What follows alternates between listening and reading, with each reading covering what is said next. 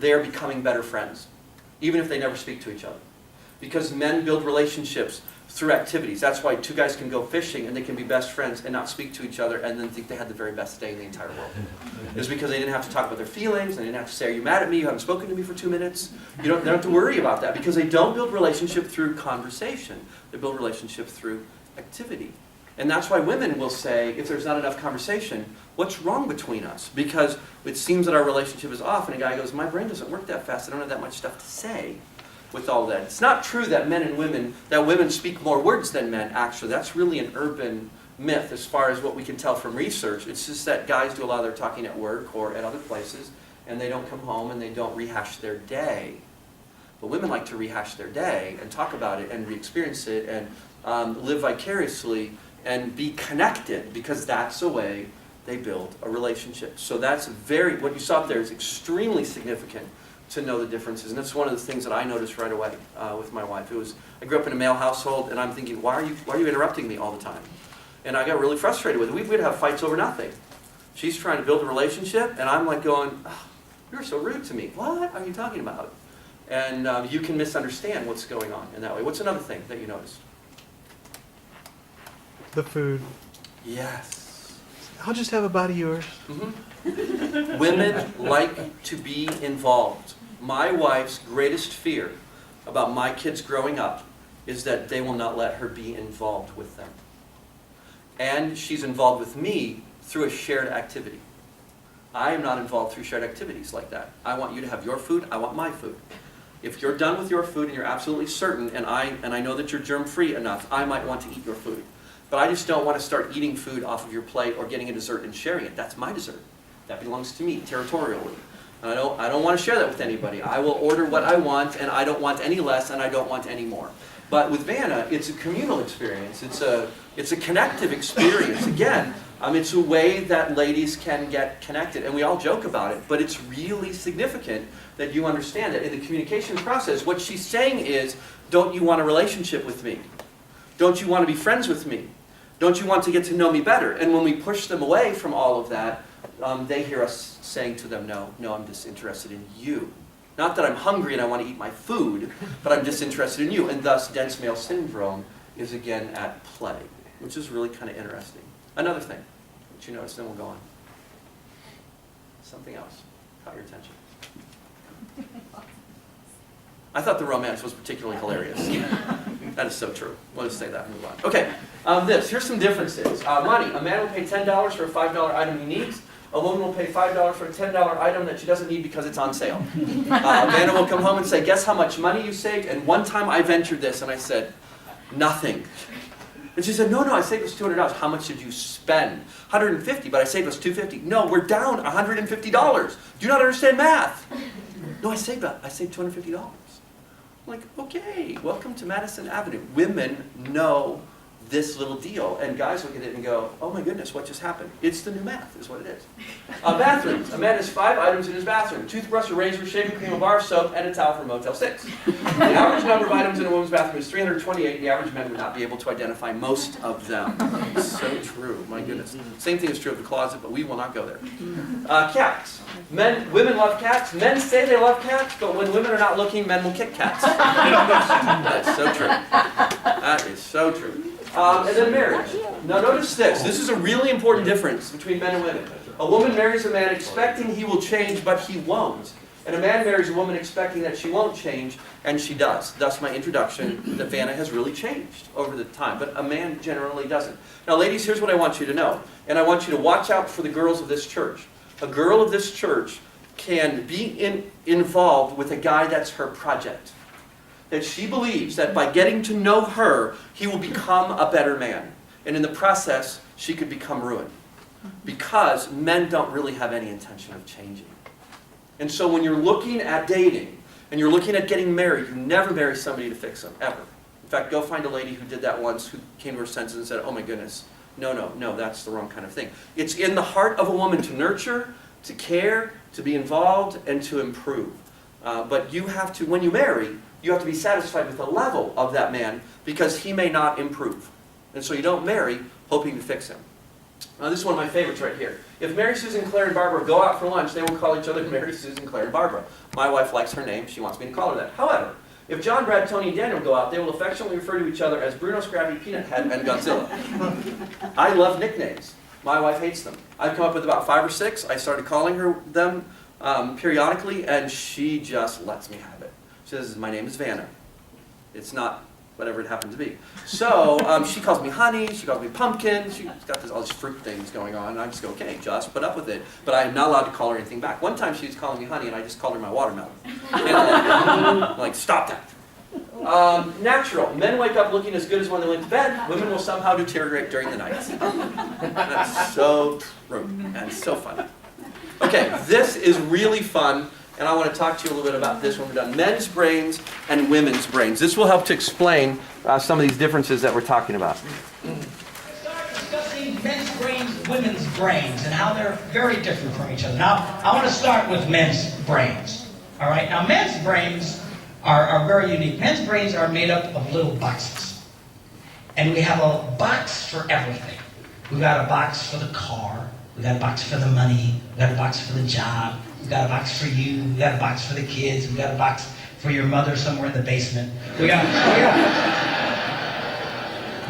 boxes everywhere. And the rule is, the boxes don't touch.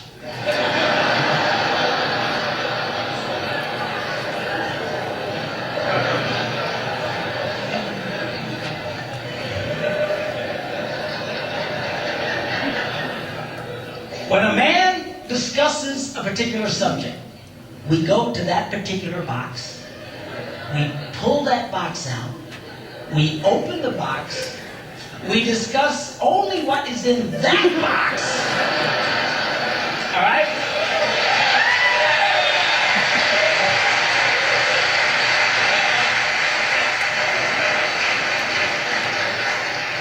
And then we close the box and put it away, being very, very careful not to touch any other boxes.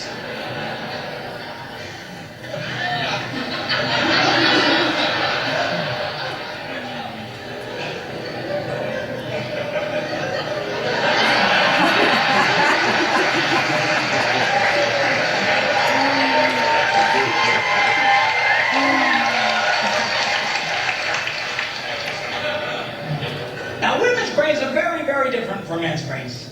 Women's brains are made up of a big ball of wire. And everything is connected to everything. Money's connected to the car's connected to your job, and your kids are connected to your mother, and everything's connected to everything.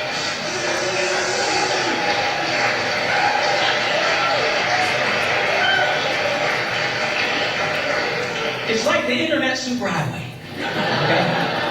And it's all driven by energy that we call emotion. It's one of the reasons why women tend to remember everything. Because if you take an event and you connect it to an emotion, it burns in your memory and you can remember it forever. The same thing happens for men. It just doesn't happen very often because, quite frankly, we don't care.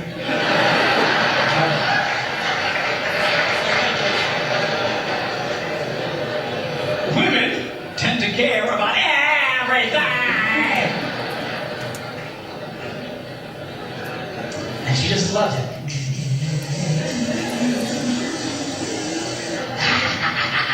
Okay?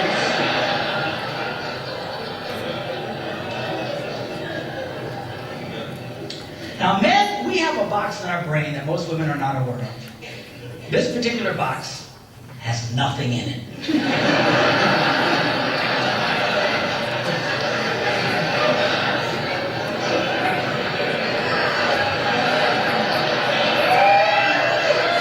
true.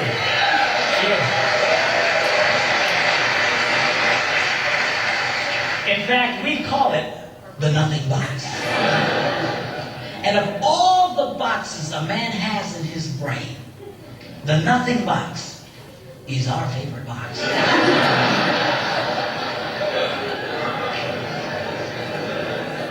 If a man has a chance, he'll go to his nothing box every time. That's why a man can do something seemingly completely brain dead for hours on end. You know, like fishing.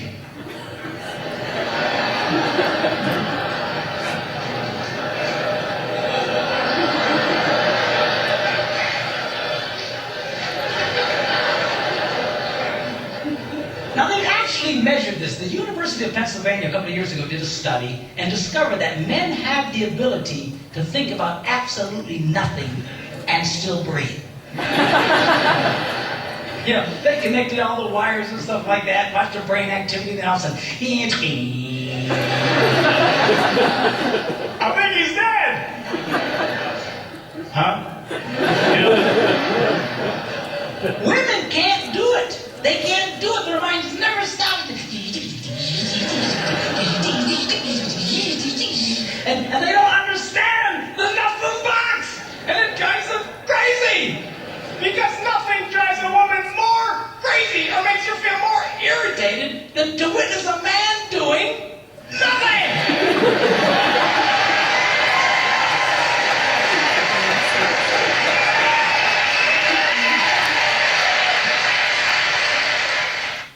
So true. Okay, before I ask you some observations about that, this is why men have dense male syndrome. Ladies, if I can be frank with you, if you want to talk to your man, you must get his attention up front. Because he has to stop thinking about what he's thinking. He has to recognize that you're talking to him, and then he has to engage you. And it's a process in his brain. And the older he gets, or the more focused he is, the harder that process can be to shift from activity to activity, or you and somebody else. Now, my wife is really famous for just thinking that I am just listening to her whenever she speaks. Because she is always ready to have a conversation with me. Because how does a woman build a relationship? Through, give it to me, through conversation. So she's already, I'm always ready for an activity. You want to play a game? You want to watch a show? You want to go outside? You want to work in the yard? You want to go wilderness camping? I'm there. If I can be there, I'm there. And if we don't have to talk, that's a bonus. Because I just like to get out there and I like to just enjoy that because I have so much work that I always do with people. And I'm always ready for an activity. But there's a junior high boy in every man, by the way. And it just longs to get out through activity sometimes. Just something fun and crazy to do. Well, women like activity. So Vanna will just start talking. And I have learned that because we have so many people in our house, that unless she gets my attention, she's, I would say 7 out of 10 times she's really not talking about me, and I'm a betting man. And so I just keep doing what I'm doing. And then at the end I hear, "Isn't that right, Peter?" I'm, "What? What did you just say?" I'm in trouble. Emotionally, I can be in trouble. And so I've told my wife, call my name. In fact, if you were to come to the hotel room tonight and somehow sneak in, and you were to come up next to my bed, and you were to talk or laugh or carry on, I would probably sleep all the way through that. But if you say my name, Peter, I will be awake. I've trained all of my children. You come up to me and you say Peter, and I will wake up. I will. My wife, I'll wake up. Boom, I am there. There is something about our name that is inside of us. And Vanna doesn't need me to say Vanna for her to pay attention, but I need her to say Peter.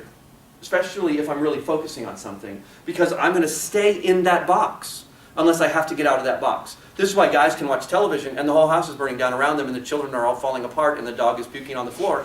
And the wife walks in and goes, "Do you notice any of this?" Huh? What's really going on? Because the boxes don't touch. Now it's really handy for certain kinds of things, but in marriage it can really be a problem.